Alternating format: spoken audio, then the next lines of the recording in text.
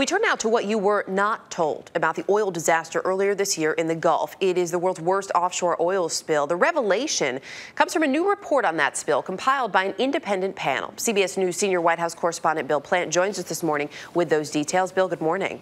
Morning, Erica. The commission report alleges what a lot of people believed all along, and that is that the government lowballed the estimates of the amount of oil that was escaping into the Gulf, and at the same time blocked government scientists from disclosing the truth.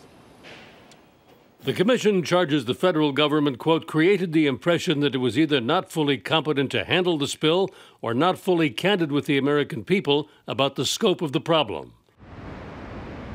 Besides faulting the administration for its early estimates, the panel singles out senior energy advisor Carol Browner for her public response to the unfolding disaster.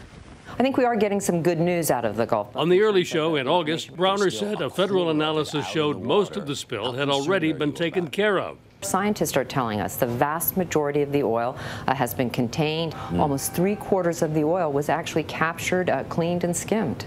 But in fact, the analysis actually showed the oil could still be there. The report also reveals that in late April, the White House denied a request from government scientists to make public the leak's worst-case scenario. For more than a month after the deep ocean rig exploded, government officials were telling the public the blown-out BP well was leaking 210,000 gallons of oil a day. But in early August, the government acknowledged that it was actually gushing 2.6 million gallons every day, close to the worst-case predictions. The administration disputes the commission's findings and says senior government officials were, quote, clear with the public what the worst-case flow would be, unquote. The White House says that differences over the size of the spill did not keep the government from responding with everything it had. And another government official says that these differences were the result of modeling and assumptions that were made and which were later corrected. This is a draft report. You may expect to see some changes when it's in its final form.